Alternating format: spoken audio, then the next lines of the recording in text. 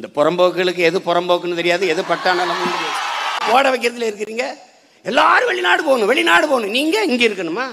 என் டர்பாவலோட வர்றான்டா, தலைப்பாயோட வர்றான்லடா, தேர்வெழுத வர்றான்ல. நீ உண்மையிலே நல்ல ஆண்மகனாக இருந்தால், நேர்மையாளர் இருந்தால், அவன் தலைப்பாகை கலட்டி முடியை கழட்டி விடுறா பாப்பேன். நீ சரியான ஆள், சரியான ஆள் கழட்டி விடுறா பாப்போம். நீ கேட்டால் அந்த செங்கோலுக்கு பதிலாக வைக்கோலையாவது வச்சிருக்கலாம், ரெண்டு மாடல். ஏன்னா வீரசவருக்கெல்லாம் பார்த்தீங்கன்னா சிறையில் இருந்து புல்புல் குருவி இருக்கு பாருங்க, இந்த நண்டி இருக்கும், பொறிச்சு விழுந்த கோழி குஞ்சு அளவுக்கு இருக்கும், அது ரெக்கையில் ஏறி பறந்து பண்ணுவாங்க. அந்த மாதிரி விமானங்கள். இந்த கோவை சரலா கூப்பிட்ட மாதிரி என்னை சின்னமனூரில் கேட்டாங்க, என்னை மதுரையில் கேட்டாங்க, என்ன அந்த வாடிப்பட்டி கராட்டத்தில் கூப்பிட்டாங்க, இங்கே கூப்பிட்டாங்க. அவ்வளோ பெரிய புரட்சியாளன் நெலினுங்கிறாங்க. அவன் சிலைவே தள்ளி விட்டு ஒரு சின்ன பையன் வாங்கிட்டு ஒன்று கடிச்சு போயிட்டான். எங்களுக்கு ஃப்ளைட் இல்லைன்னு புரட்சி வந்ததில்லை, கார்ல இன்னும் புரட்சி வந்ததில்லை, போராட்டம் வந்ததில்லை, டிவி இல்லை, மிக்சி இல்லை, கிரைண்டர் இல்லை, ஏசி இல்லைன்னு எவனும் வீதிக்கு வந்ததில்லை. ஆனால் நீரும் சோறும் இல்லை என்றால் அந்த நாட்டில் புரட்சி வராமல் இருந்ததில்லை. இன்னைக்கு போராடுகிற எங்கள் வேளாண்குடி மக்களை பார்த்தா உனக்கு பைத்தியக்கார மாதிரி ஏமாளி மாதிரி தெரியும். ஒரு விவசாயி வீதியில் நிற்கிறான் என்றால் அது நாடு இல்லை, நரகம் என்று புரிந்து கொள். நீ அது நாடு இல்லை. நல்லா கவனிச்சுக்கணும். ஒரு விவசாயி வாழ்கிறான் வளர்கிறான் என்றால் அந்த நாடு வாழுது வளர்கிறது என்று பொருள்.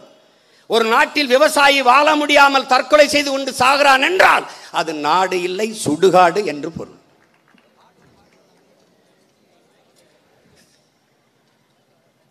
எதை பற்றி இவர்களுக்கு அக்கறை இருந்திருக்குது? விளைநிலங்களின் வளமே இந்த நாட்டில் குறைவு. 130 கோடி மக்கள், இரவு உணவில்லாமல் 28 கோடி மக்கள் பசியோடு உறங்க போகிறார்கள். பல கோடிக்கணக்கான பச்சிளம் குழந்தைகள் பசியோடு தூங்க போகிறார்கள். என் அன்பு சொந்தங்களே, தொலைக்காட்சியை திருப்புங்கள், அப்படி ஊட்டச்சத்து இல்லை, இல்ல வலையொலியை தட்டுங்களேன்.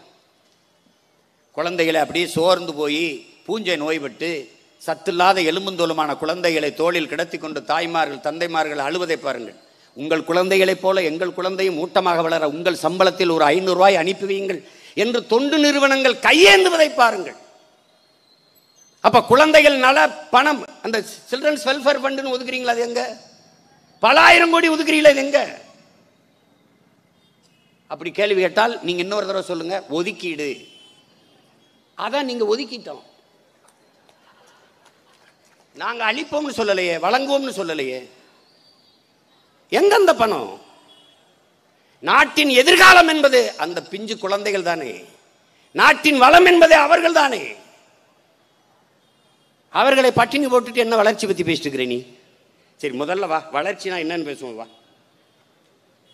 இப்ப இந்த வானூர்தி நிலையம் வந்தா வளர்ச்சி அடைஞ்சிரும் தமிழ்நாடு, சிப்காட் வந்தா வளர்ச்சி அடைஞ்சிரும், எல்லாம் வளர்ச்சி தான். சரி, அப்புறத்துக்கு காலையில் பள்ளிக்கூடத்துக்கு குழந்தை சாப்பிட்டு வர முடியலையே, இங்கே காலையில் சோறு போட்டால் தான் படிக்க முடியுங்கிற நிலைமையே இருக்குது. அது வளர்ச்சியில் வருது, டெவலப்பில் வருது, அதெல்லாம் அது வருது. கல்லூரிக்கு போகிற என் தங்கச்சிக்கு 1000 ரூபா கொடுக்க வேண்டிய தேவை எது வருது? வறுமை, பாவர்ச்சி, அதெல்லாம் வளர்ச்சியில் வருது. ஒரு 1000 ரூபாய் இல்லை, ஒரு மாதத்துக்கு 1000 ரூபாய் இல்லை, 1000 ரூபா கொடுக்க வேண்டியது இருக்குது. செப்டம்பர்ல இருந்து குடும்ப தலைவிக்கு 1000 ரூபாய். ஏன்? வறுமை, ஏழ்மை, அதெல்லாம் வளர்ச்சியில் வருது, டெவலப்ல வருது. 60 ஆண்டுகளாக மாறி மாறி ஆண்டு இன்னும் 1000 ரூபாய்க்கு கையேந்த வைத்ததுதான் இவர்கள் காட்டுகிற கட்டமைக்கிற வளர்ச்சியின் அன்பு மக்களே. எத்தனை சிப்காடு, எவ்வளவு தொழிற்சாலை, அது யார் வளர்ச்சிக்கு? யார் வளர்ச்சிக்கு? யார் வளர்ச்சிக்கு? எது ஒன்று சரியா இருந்திருக்கு சொல்லு? ஒரு நாட்டின் வளத்திலேயே ஆகச்சிறந்த வளம் அறிவு வளம். அறிவை வளர்க்கிற கல்வி தனியாரின் மிக உயர்ந்த விற்பனை பண்டம். சந்தை பொருள், லாபம் கொட்டுகிற தொழில். வகுப்பறைகள் வியாபார அறைகளாக, வர்த்தக அறைகளாக மாறிவிட்டது இந்த நாட்டில். நீ வெக்கம் இல்லாம வளர்ச்சி பற்றி பேசிக்கிட்டு இருக்க. மாணவர்களுக்கு பஸ் பாஸ் ஃப்ரீ, பஸ் கட்டணம் இலவசம். நான் பஸ் கட்டணத்தை எடுத்துக்கொள்கிறேன் ஆட்சியாளர்களே, கல்வியை தரமாக இலவசமாக கொடுங்கள்ங்கிறேன். வளர்ச்சி பத்தி பேசுறீங்க, வெக்கம் அல்ல? பள்ளிக்கூடத்திற்கு கல்லூரிக்கு கட்டுவதற்கு காசு இல்லாமல் என் தாய்மார்கள் தாலியை, தங்கத்தை, தோடு, தொங்கட்டானை, மூக்குத்தியை அடமானம் வைத்து கலட்டி வைத்து அந்த காட்சியெல்லாம் பார்த்த பிறகும் நீங்க டெவலப் பத்தி பேசிக்கிறீங்க. டெவலப் எதுவும் எது டெவலப்? உயிரை காக்கும் மருத்துவம் இருக்கா? கேட்டா நாங்கள் இலவசமாக தான் மருத்துவத்தை கொடுத்துருக்கோம், கொடுத்து கொண்டு இருக்கிறோன்னு. அப்போ ஏன் ஐயா எம்ஜிஆருக்கு முடியாத போது அங்கே போய் படுக்கல? எதுக்கு அப்போலோ பண்ணாரு? எதுக்கு ஐயா கருணாநிதிக்கு முடியாத போது எம்ஜி ராமச்சந்திராவுக்கும் காவேரிக்கும் போனாரு? அங்கேயும் படுக்கல. ராஜீவ்காந்தி மருத்துவமனையில் படுத்தா ராஜீவ்காந்தி மாதிரி நீங்களும் போயிருப்பீங்க. அரசை நடத்துகிறவர் தானே அம்மையார் ஜெயலலிதா. அவர் ஆட்சி அதிகாரத்தின் கீழே தானே அரசு மருத்துவமனை இருக்குது. அப்புறம் அவர் அப்போலோவில் போய் படுத்தாங்க சொல்லுங்க. 75 நாளில் போனவங்க 7 நாளில் போயிடுவாங்கன்னு நம்பிக்கை. ஏன்? அவ்வளவு தரம், அவ்வளவு ஸ்டாண்டர்ட், அவ்வளவு குவாலிட்டி மருத்துவர்கள் இருக்கிறார்கள். ஆனால் தரம் உயர்த்தப்பட்டிருக்குதா? இல்லை. நீங்க பாருங்க, இப்ப 1000 ரூபா குடும்ப தலைவிக்கு, அது எதுல வருது?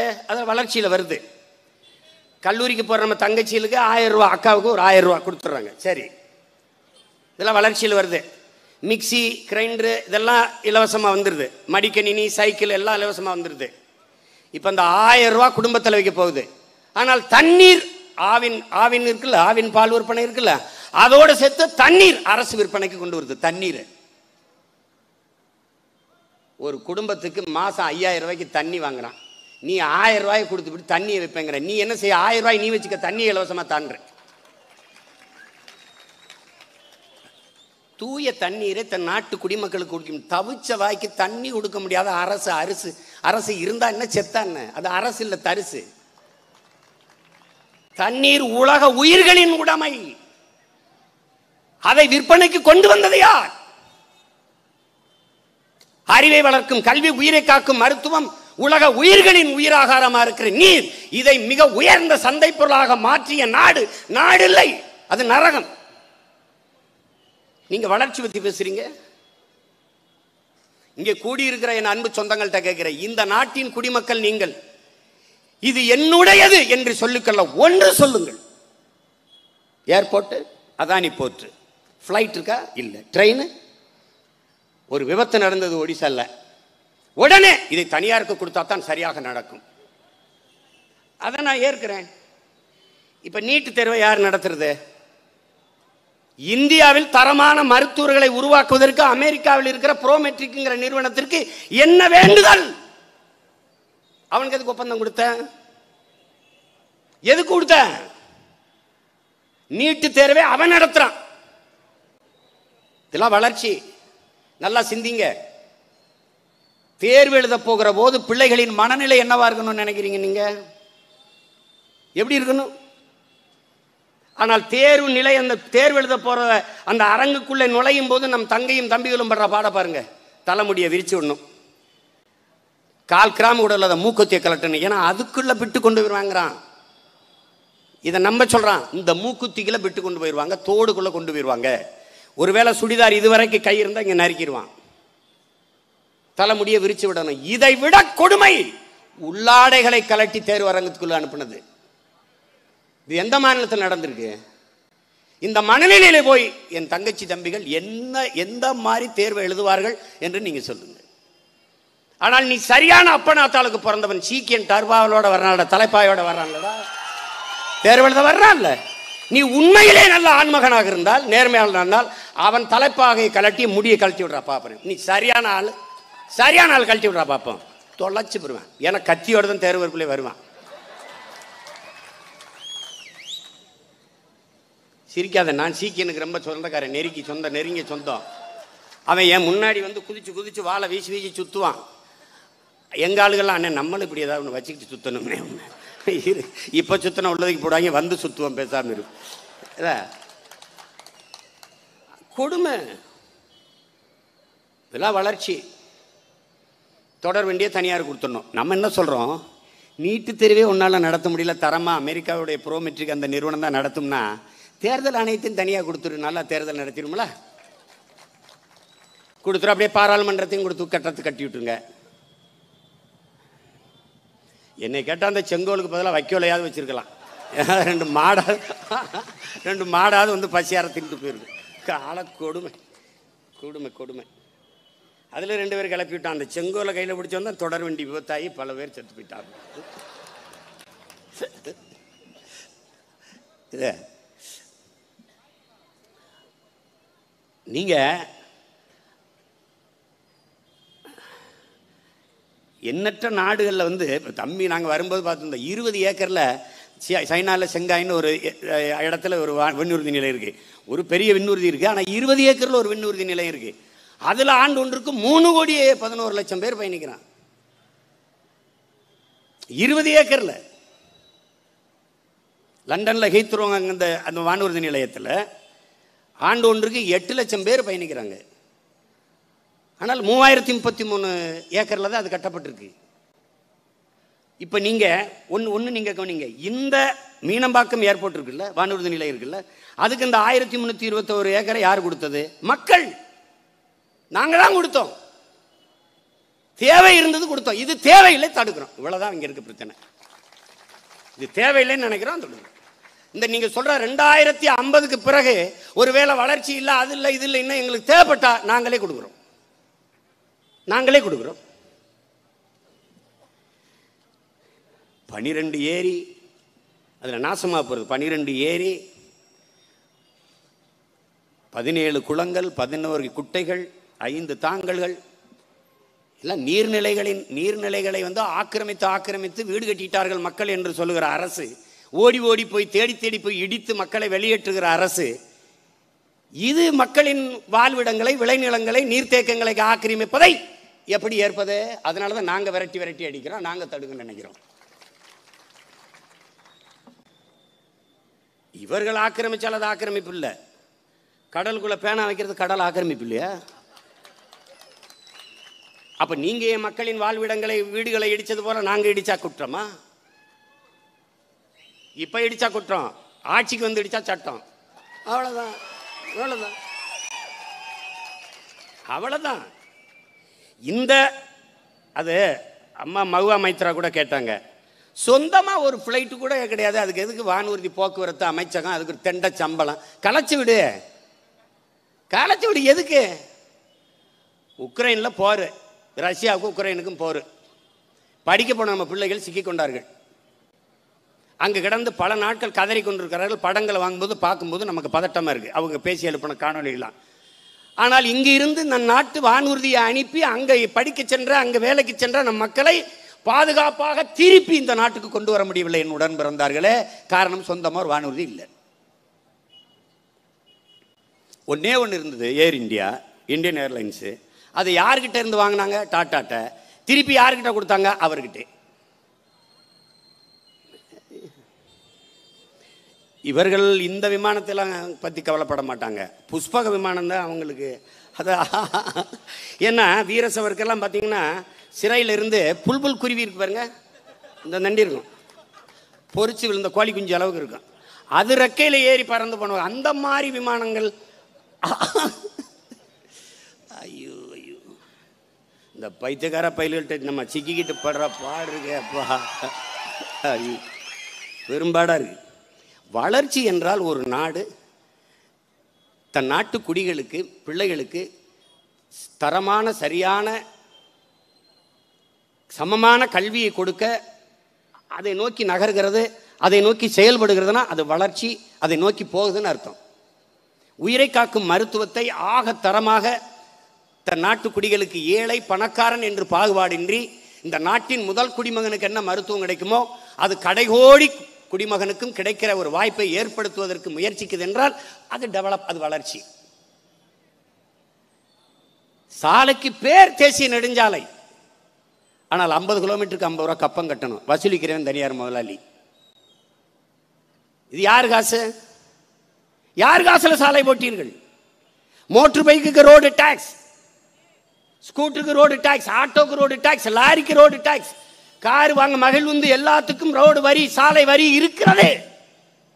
என் வண்டிக்கு 3 லட்சம் ரூபாய் நான் ரோடு டாக்ஸ் கட்டியிருக்கேன். ஆனா எந்த ரோட்ல ஓட்டுவதற்கு என்று கேட்டால் உங்களிடத்தில் பதில் இருக்கிறதா? ஆனாலும் டோல் குறுக்க. அந்த காலத்தில் திருட்டு பைய முகமுடியை போட்டுக்கிட்டு சரக்குன்னு அப்படி கட்டியை கட்டி என்ன வச்சிருக்கா கொடு, பையில் என்ன வச்சிருக்கா கொடுன்னு ராத்திரியில் சாலையில் மறித்து பணத்தை பறிப்பான். இப்போ ராத்திரி இல்லை பகல் இல்லை, எப்போ கட்டையை குறுக்க போட்டு என்ன வச்சிருக்கா எடு. அது அது அது ரா கொள்ள, இது ரா பகல் கொள்ள. என்ன இருக்கு? ஒன்றுன்னு உங்களுக்கு சொந்தமாக ஒன்று இருக்கா? எல்ஐசின்னு ஒன்று இருந்தது, அதுவும் பங்குகள் தனியாருக்கு விற்கப்பட்டுருச்சு. முன்னாடிலாம் இராணுவ ரகசியம்னு ஒன்று பேசிக்கிட்டு இருப்போம், அதெல்லாம் இராணுவ ரகசியம்னு. இப்போ இராணுவமே இல்லை, உனக்கு எங்கே ரகசியம்? எங்கே இருக்கு சொல்லு, இருக்கா?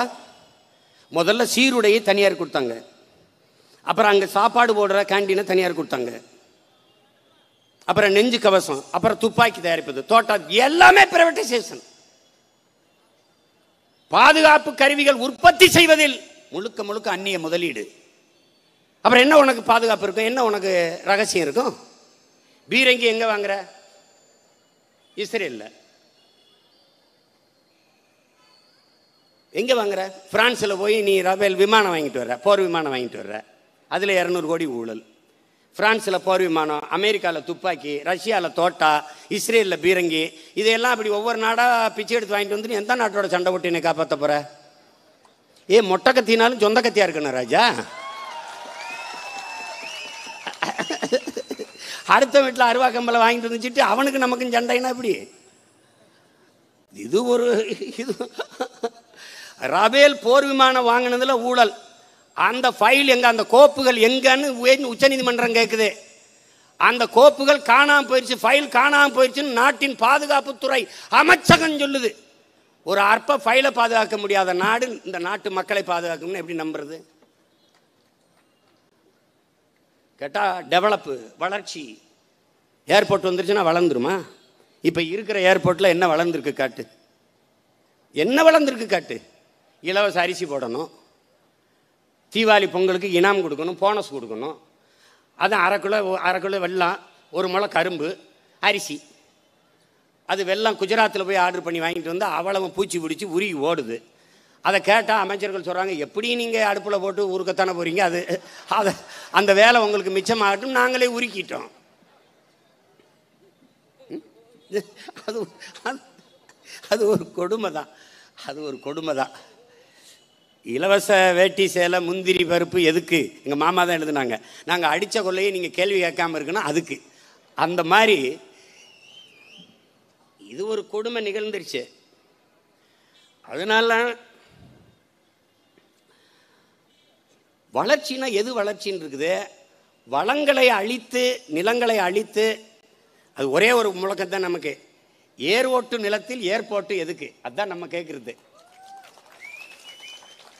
நீ எந்த இடத்துலையும் ஏர்போர்ட்டு கட்டலாம், ஆனால் எல்லா இடத்துலையும் விளைநிலங்களை உருவாக்க முடியாது. ஒருவேளை நீ 5000 ஏக்கரில் ஏர்போர்ட் கட்டிட்டு போயிட்டா, நாளைக்கு எனக்கு மிகப்பெரிய உணவு பஞ்சம் வருது, விளைநிலங்களின் தேவை எனக்கு அதிகமாக இருக்குது, விளைநிலங்களை உருவாக்கணும், இந்த ஏர்போர்ட்டை தகர்த்துட்டு நான் மறுபடியும் விளைநிலங்களை உருவாக்க முடியுமா? பரம்பரை என் பாட்டனும் முப்பாட்டனும் போராடி காட்டை திருத்தி மேட்டை திருத்தி தெல்லு விழுதியாக்கியதை விளையிற நிலமாக மாற்றுறதுக்கு எவ்வளவு ரத்தம், எவ்வளவு வேர்வை, எவ்வளவு உழைப்பை கொட்டியிருப்போம். இதெல்லாம் வெக்கம் வளர்ச்சின்னு.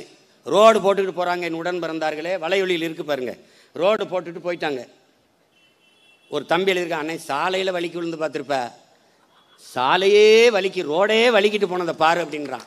சின்னதாக ஒரு தூரல், அப்படி ரோடு அப்படியே நகர்ந்து போய் அங்கே கிடக்கு. அங்கே ஸ்மார்ட் சிட்டிங்கிற பேரில் திருநெல்வேலியில் நம்ம பாட்டனார் வாபுசி பேரில் விளையாட்டு அரங்கு கட்டிட்டு வந்துட்டான். அரை மணி நேரம் சின்ன மழை பெஞ்சோடனே மொத்தமாக இடிஞ்சு கீழே விழுந்துருச்சு. நீங்கள் பார்த்துருப்பீங்க, ஒரு பள்ளிக்கூடம் கட்டியிருக்காங்க, சின்ன பசங்க, பள்ளிக்கூடத்து பசங்க அந்த தூணை பிடிச்சி ஆட்டுறாங்க, கொலவலன்னு பூரா கல் செங்கல் சிமெண்ட் எல்லாம் கீழே விழுந்துட்டுது. இதுதான் இவங்க.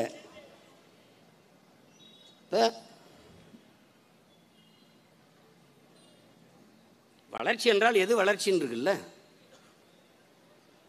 எது வளர்ச்சி?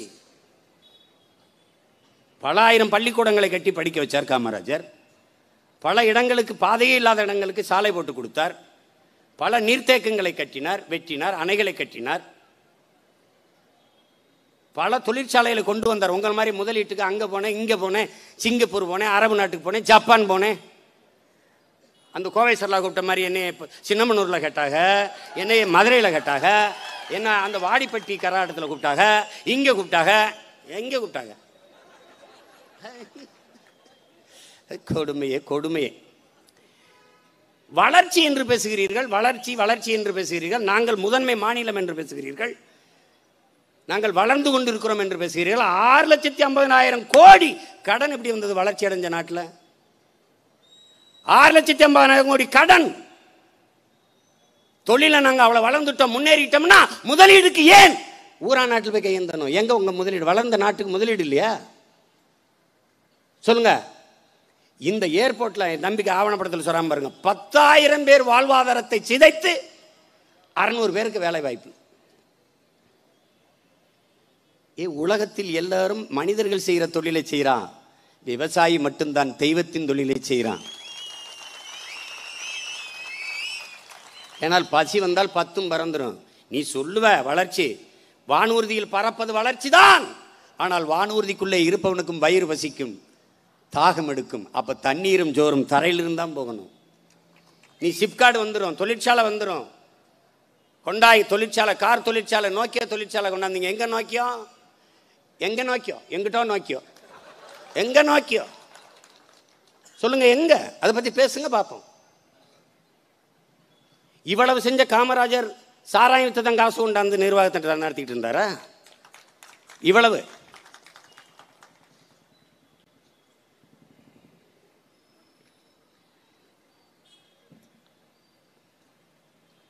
விளைநிலங்களை வேளாண்மை கைவிட்ட நாடுகள் எல்லாம் பிச்சை எடுக்குது. நீங்க பாக்குறீங்க, நிறைய எண்ணெய் கிணறுகள் இருந்தது. சாவேஸ் அந்த எண்ணெய் கிணறுகள்லாம் அரசுடைமை ஆக்கினார். அமெரிக்க எண்ணெய் கிணறுகளையும் சேர்த்தாக்கினார். வேளாண்மை கைவிட்டுட்டு தொழில் வளர்ச்சி தொழில் வளர்ச்சி தொழில் வளர்ச்சி என்று போனார்கள். கடைசி என்னானது? ஒரு காக்கை, ஒரு கொக்கு, ஒரு நாய், ஒரு நரி, ஒரு பன்னி, ஒரு பாம்பு, ஒரு ஆடு, ஒரு மாடு, ஒன்றும் கிடையாது. பசி தின்னுட்டான். கடைசி என்னாச்சு? மக்கள் ஓடினார்கள் வீதி எங்கும், உணவு கிடைக்கல. தெருவெங்கும் பணம் கொட்டி கிடக்குது, ஒருத்தன் குனிஞ்சு எடுக்கல, ஏன்னா அது தேவையில்லை. ஆனால் கடைகளை கண்ணாடிகளை நொறுக்கினார்கள், ரொட்டி துண்டுகளை அள்ளி கொண்டு ஓடினார்கள் மக்கள். அந்த நிலை வருவதற்கு முன்பு எச்சரிச்சுக்கணும். நீங்க ரொம்ப தூரம் போவேனா? இந்த இருக்கு ஸ்ரீலங்கா, இலங்கை. என்ன நடந்துன்னு பார்த்துங்க. 2 ஆப்பிள் 2,000 ரூபா, 3,000, 5,000 வந்துருச்சு. சாப்பாட்டுக்கு வழி இல்லாம திணறிட்டான். அந்த நிலைமை இந்த நாட்டுக்கு வராதுன்னு நீங்க நினைக்கிறீங்களா? பேராபத்தை நோக்கி நீங்க போய் கொண்டிருக்கிறீர்கள். இவர்கள் ஸ்மார்ட் சிட்டி பேசுவார்கள், ஸ்மார்ட் வில்லேஜ் பேச மாட்டார்கள். ஒரு பக்கம் கிராமங்கள் காலியாகிக் கொண்டே வருகிறது, ஒரு பக்கம் நகரங்கள் பிதுங்கி வீங்கி கொண்டே போகிறது. கல்வி, வேலை வாய்ப்பு, மருத்துவம் எல்லாம் நகர்ப்புறத்தில் தான் கிடைக்குது என்றவுடனே மக்கள் அங்கிருந்து வெளியேறி வெளியேறி வருகிறான். ஒரு சின்ன நிலப்பரப்புக்குள் குவிகிறான். அப்ப வீடு வாடகை ஏறுது, நில விலை ஏறுகிறது, மின்சார தட்டுப்பாடு வருது, நீர் தட்டுப்பாடு வருது. அங்கே விளைநிலங்கள் காலியாக இருக்கிறது. உனக்கு பால், அரிசி, பருப்பு, முட்டை, கீரை, நெய், கத்தரிக்காய், வெண்டைக்காய், சுரக்காய் எல்லாம் விளை வைத்து கிராமத்தில் தான் இங்கே வரணும். ஆனால் கிராமங்கள் காலியாகி கொண்டிருக்கிறது. அங்கே வேளாண்மை செய்ய ஆள் இல்லை. இருக்கிற உழவர் குடியும் நீ வாழ விடல, விளைநிலத்தை பறிக்கிற. கடைசி என்னாவ? நீ விளைநிலங்களை வீட்டுமனையாக்கி அங்கே மாளிகை கட்டி மொட்டை மாடியில் தோட்டம் போடுவதை பெருமையாக பேசிக் கொண்டிருக்க பைத்தியக்காரர்கள். அதான் ஹியூபர்ட் ரீவ்ஸ் ஒருத்தர், ஒரு அறிஞன் சொல்றான்ல, ஹியூபர்ட் ரீவ்ஸ், மனிதன் ஒரு பைத்தியக்கார கூட்டம்ங்கிறான், பைத்தியக்கார இனம். கண்ணுக்கு தெரியாத கடவுளை வணங்குவான், கண்ணுக்கு தெரிகிற கடவுள் இயற்கையை அழிப்பான். அந்த வேலையை தான் நாம் செய்து கொண்டிருக்கிறோம்.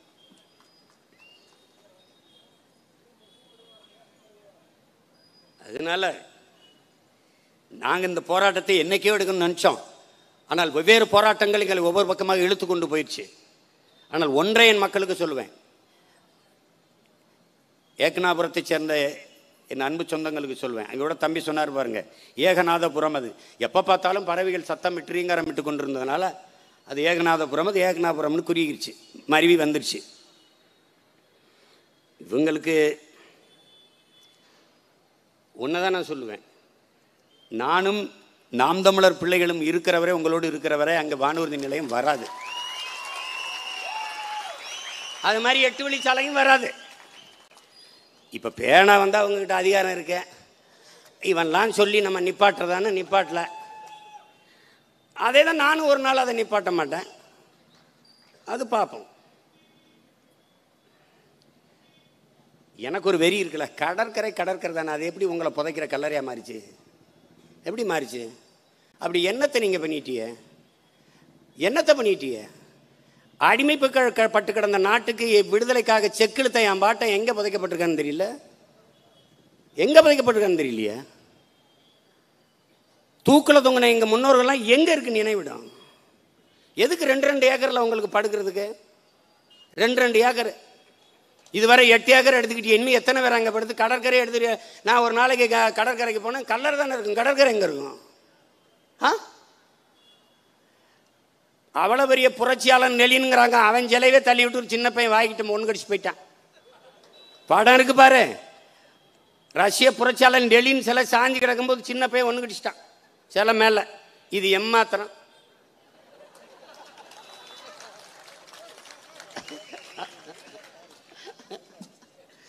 அது நடக்கும் ராஜா. என் தலைவன் எனக்கு சொன்ன மாதிரி வரலாற்றின் கால சக்கரம் சுரண்டு கொண்டு தான் இருக்குது, சுழண்டு கொண்டே தான் இருக்கிறது. கீழே இருப்பது மேலே போகும், மேலே இருப்பது கீழே வரும். அதனால நேர் நிற்காம தப்பிச்சு போக முடியாது. உங்க கையில் பால், உங்க காலில் பால் பந்து இருக்கு, அடிக்கிறீங்க. ஒரு நாள் எங்க கையிலுக்கு வந்து ஓங்கி அடிப்போம், ஓங்கி அடிப்போம். அது கோலாகுது இல்லை கோர்ட்டுக்கு இது திடலுக்கு வெளியே போகுது, அதை பற்றி கவலை இல்லை, அடிச்சு விட்டு போயிட்டே இருப்போம். சும்மா இதெல்லாம் சேட்ட பணத்திமரில் 81 ஏக்கர். இங்கே பாருங்க, கிராமங்கள் தோறும் மார்பளவு சிலை, மாவட்டந்தோறும் சிலை, அப்புறம் கல்யாண மண்டபம், அப்புறம் நூலகம். யாரு காசு? யாரு காசு? ஆனால் எங்கள் முன்னோர்களுக்கு எத்தனை சிலை இருக்குது? அயோத்திதாசருக்கு, ரெட்டமலை சீனிவாசனுக்கு, வாபுசிக்கு, இல்லை வேலு நாச்சியாருக்கு, இல்லை தீரஞ்சி, எத்தனை சிலை வச்சுருக்கீங்க நீங்கள் சொல்லுங்கள். பூலித்தேவனுக்குன்னா நாங்கள் நெற்கட்டுஞ்சவலுக்கு போகணும், மருதுபாண்டிக்குன்னா சிவகங்கைக்கு போகணும் வணக்கம் செலுத்த, இல்லை மதுரைக்கு போகணும் தெப்பக்குளத்துக்கிட்ட போய் வணக்கம் செலுத்த போகணும்.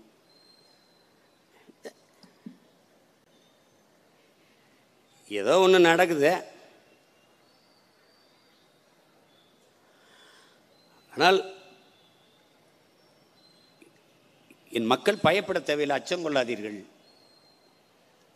அதெல்லாம் நடக்காது, நம்ம மீறி நடக்காது. ஃபிடல் காஸ்ட்ரோ சொல்கிற மாதிரி கஷ்டங்கள் துன்பங்கள் என்று ஒன்று வரலைன்னா நமக்கு போராடுகிற குணமே வந்திருக்காது.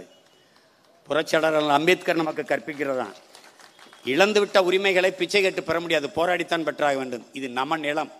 தம்பி வெற்றிமாறன் எடுத்த படத்தில் வட சென்னையில் ஒரு இது வரும், நம்ம இடம் நம்ம ஊர், பாதுகாக்க நாம தான் சண்டை செய்யணும்.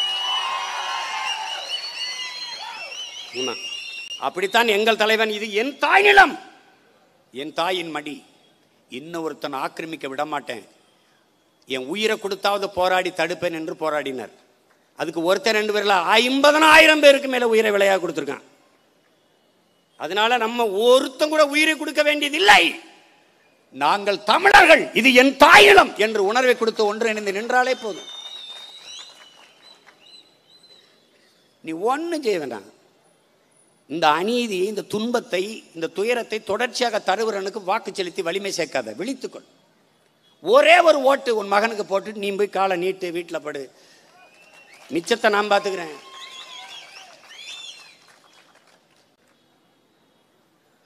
சும்மா பேசிட்டு இருப்பாங்க, ஏதோ 20,000 கோடி திட்டம், அதில் ஒரு 5,000 ஒதுக்க முடியாதா, அதில் ஒரு எடுக்க முடியாதா? அதுக்குத்தான், வேற எதுக்கு?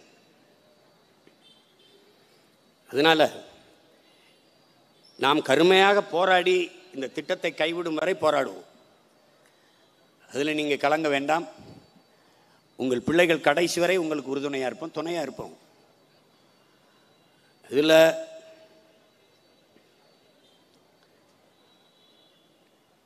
ஆனால் தொடர்ந்து இந்த 13 கிராம மக்கள் தங்கள் பிள்ளைகளின் எதிர்காலத்தை கருதி அவர்களும் பல நாட்கள் பள்ளிக்கு போகாமல் போராட்டத்தில் பங்கேற்றார்கள் என்று நினைக்கும் போது பெருமையாக இருக்கிற ஒருவரை மனம் வழியாகவும் இருக்கிறது. நீங்கள் உங்கள் வேலைகளெல்லாம் விட்டுவிட்டு இந்த நிலத்தை காப்பாற்றுவதற்காக களத்தில் நின்றமைக்கு உங்களை பெரிதும் நான் பாராட்டுகிறேன். உங்கள் அனைவருக்கும் என்னுடைய புரட்சிகரமான வாழ்த்துக்களும் வணக்கம். நீங்கள் நம்பிக்கையோடு இருங்கள். நம்மை தாண்டி ஒன்றும் வராது, ஒன்றும் வராது. நான் இந்த பாஞ்சாலங்குறிச்சின்னு ஒரு படம் எடுத்தேன். அதில் அண்ணன் விஜயகுமார் அண்ணன் வீட்டில் எங்கள் அண்ணன் பிறகு வேலைக்கு இருப்பார். அவர் பேர் மாயாண்டி தவிர இவர் பேர் கிட்டான். அங்கே காரிசாமின்னு ஒரு திருப்பான் இல்லை. அவன் மாயாண்டி ஊரில் பெரிய மனுஷன். அவர் என்னோட நீ கம்பு கட்டி ஜெயிச்சுட்டு அப்புறம் சொல்லு பஞ்சாயத்துன்றான். உடனே இவர் எங்கள் அண்ணன் ஐயா, அவர் மாயாண்டி காலில் போய் விழுந்து கம்பு எடுத்துக்கிட்டு, ஐயா உங்களை வண்டிக்குள்ளே உட்கார வச்சுக்கிட்டு வண்டிக்கு முன்னாடி இருந்து வண்டி ஓட்டிகிட்டு போகிறேன்னா எதிர்த்த மாதிரி வர ஆபத்து எனக்கு பின்னாடி தாயா உங்ககிட்ட வரணும்.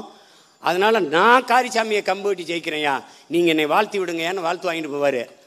அது மாதிரி உங்களுக்கு என்ன சொல்கிறேங்க, இந்த நிலத்தில் என் மக்களுக்கு என் இனத்திற்கு எந்த ஆபத்துனாலும் என்னையை தாண்டி தான் வரணும்.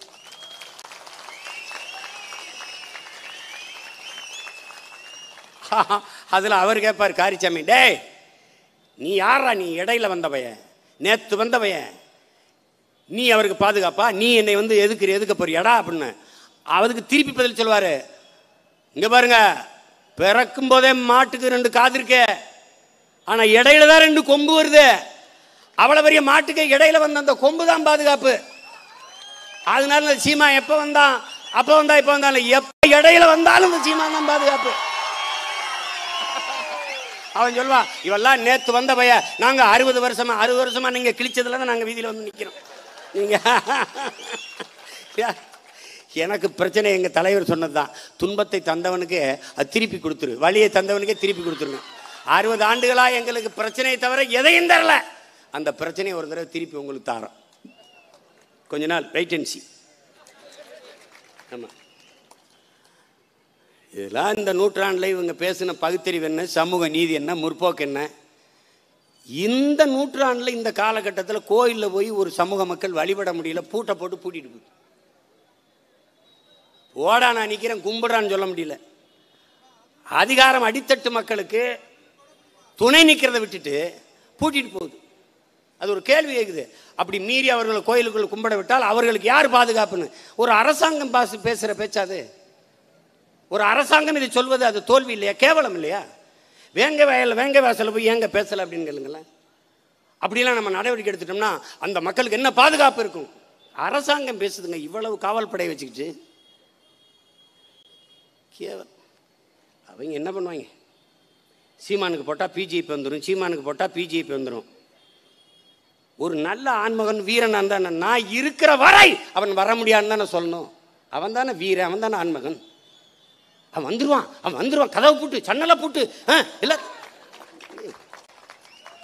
நீ என்னடா வீரு? நான் சொல்றேன், நான் இருக்கிற வரை பிஜேபி வெல்லாது வளராது.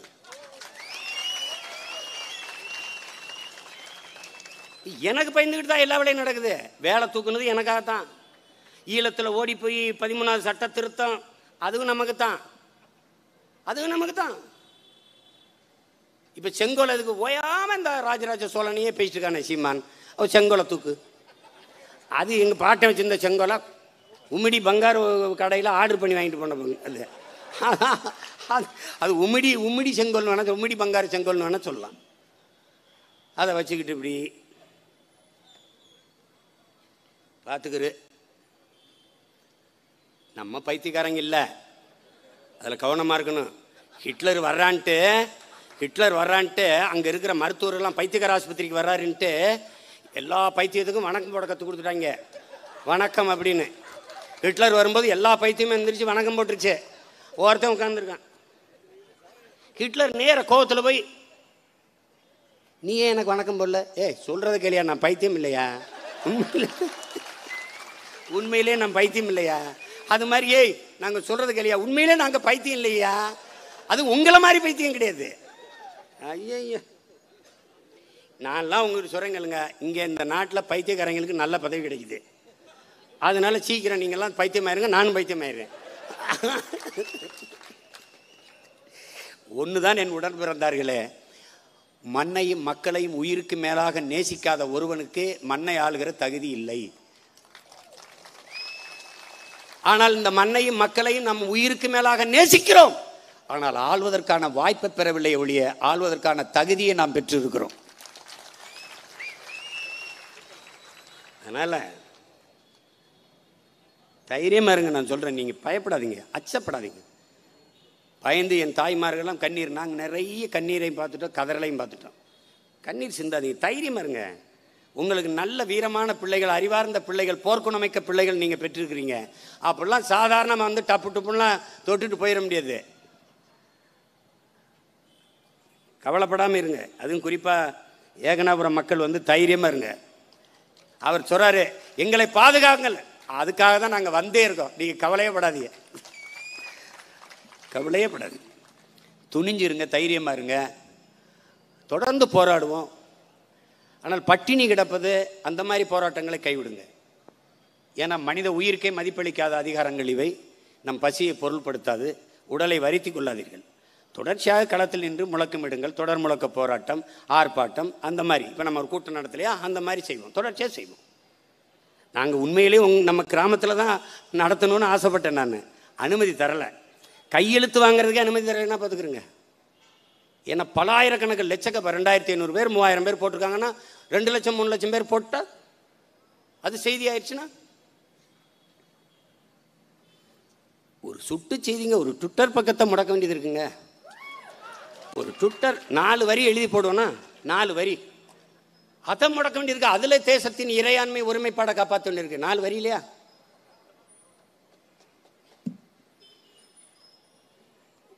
அதனால்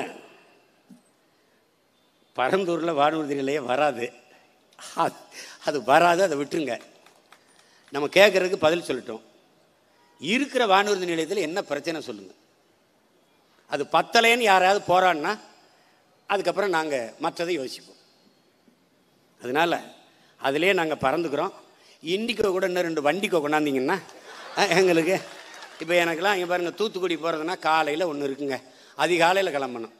அதுக்கு நான் பாஸ்போர்ட் வீசா எடுத்துகிட்டு வர வேண்டியது இருக்குது. நீலாங்கரையிலிருந்து ரொம்ப தூரம். என்னையெல்லாம் கேவலமாக பேசுகிறாங்க. அண்ணே டவுனுக்குள்ளே வர வாய்ப்பு இருக்கானேங்கிறாங்க. சிட்டிக்குள்ளே வருவீங்களான்னு நினைக்கிங்க. டே இருங்கடா, ஏன்னா அது அந்த மாதிரி நிலைமை இருக்குது. இப்போ அதனால் எந்த ஊருக்கு போனாலும், கோயம்புத்தூருக்கோ திருச்சிக்கெலாம் முன்னாடி அலைவரிசை அதிகமாக இருக்குது, ஃப்ரீக்குவென்சி இருக்கும். டக்குன்னு 11 மணிக்கு 11:50க்கு 12:05க்கு இருக்குண்ணே, 1 மணிக்கு ஒன்று இருக்குண்ணே, 2 மணிக்கு ஒன்று இருக்குண்ணே. இப்போ ஒன்றும் இல்லை, காலையில் விட்டால் அடுத்த நாள் காலையில் தான். நீங்கள் ஏர்போர்ட்டை கட்டுங்க, நானும் என் தம்பி தங்கச்சிலாம் போய் கிரிக்கெட் ஆடுறான், வேறு என்ன பண்ண முடியாது. இன்னும் 2 வருஷம் இருப்பீங்களா அதிகபட்சம், இன்னும் 2 ஆண்டு என்ன பண்ணுவீங்க? 4 கல் நட்டு வச்சுட்டு போவீங்க. ஏண்டா 15 வருஷமாக அந்த எய்ம்ஸ் மருத்துவமனையை மதுரையில் கட்டிக்கிட்டு இருக்காங்க. 15 வருஷமாக கட்டுறாங்க. 15-20 வருஷமாக கட்டுறாங்க. 20 வருஷமாக கட்டுறாங்கங்க. அதில் வந்து அமைச்சர்லாம் 90 விழுக்காடு அந்த எய்ம்ஸ் மருத்துவமனைக்கான வேலைகள் முடிந்து விட்டது. நான் அந்த பக்கம் போகும்போதெல்லாம் மெதுவாக வண்டி ஓட்டுப்பா, அது எங்கே பாருங்க, ஒரு கல்லை வச்சாங்க. அது யார்? எங்கள் ஐயா அன்புமணி இருக்கார்ல, அவர் சுகாதாரத்துறை அமைச்சராக இருக்கும்போது நட்ட கல். அது ரொம்ப நாள் இருந்துச்சு. அதை தம்பி உதயநிதிக்கு பொருட்கள் தூக்கிட்டு வந்துட்டாங்க. இந்தா பாருங்க கல், இந்தா பாருங்க கல்லுன்னு. மேதைகள் இருக்காங்களா, முற்போக்கு திலகங்கள். நீங்கள் ஒரு செங்கோலை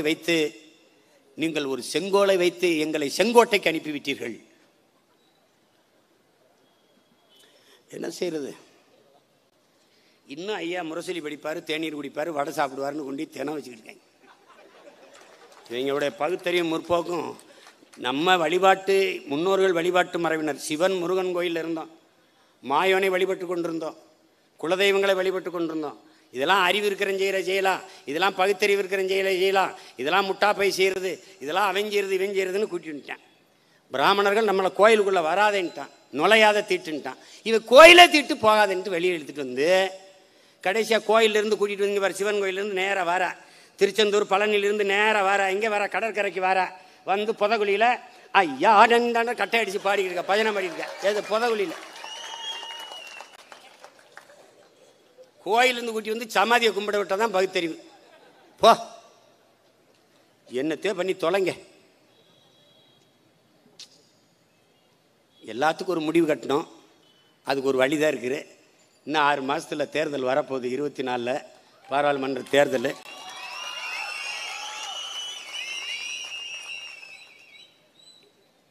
எல்லா துன்பப்பூட்டுகளுக்குமான சாவி ஆட்சி அதிகாரம் மட்டுமே என்றார் அண்ணல் அம்பேத்கர். அதைவிட அவரை போல அறிவாசன் உலகத்திலே இல்லை, உலகத்திலே தலை சிறந்த கல்வியாளர், 65,000 புத்தகங்களை படித்தவர். ஒருத்தன் 10,000 புத்தகம் வாழ்நாளில் படிக்கணும்னு இருக்காங்க, அவன் 65,000 புத்தகங்களை படித்தவர். அவரே சொல்லிட்டார், அதிகாரம் மிக வலிமையானது, அனைத்து துன்ப பூட்டுகளுக்குமான சாவி ஆட்சி அதிகாரம் மட்டுமே. அந்த ஆட்சி அதிகாரத்தை தேடி என் அன்பு உடன் பிறந்தார்கள், என் உயிருக்கு மேலாக நான் நேசிக்கிற பேரன்பு மிக்க பெற்றோர்கள், அதை நோக்கி நாம் விரைவோம். நீங்கள் செலுத்துகிற ஒவ்வொரு வாக்கும் இந்த மண்ணை, மக்களை, எதிர்கால தலைமுறையை காக்கும் என்பதை கவனத்தில் வைத்துக்கொண்டு விவசாயிகள் போராட்டத்திலே விவசாயிகளுக்கு துணை நிற்கிறோம். நீங்கள் விவசாய சின்னத்தை மறந்து விடாமல் வாக்கு செலுத்துவீர்கள் என்ற நம்பிக்கையோடு. எனவே விவசாயியை கைவிட்டா வேற காப்பதற்கு யாரும் இல்லை, பார்ப்பதற்கும் யாரும் இல்லை. எனவே என் அன்பு சொந்தங்கள், என் அருமை உடன் பிறந்தார்கள், உங்கள் பிள்ளைகள் எங்களுக்கு வாக்கு செலுத்தி எங்கள் வலிமை மிக்க அரசியல் ஆற்றலாக மாற்றுங்கள். எல்லா துன்பத்தையும் நாங்கள் துரத்துகிறோம், விரட்டுகிறோம். புரட்சி. வணக்கம். நாம் தமிழர்.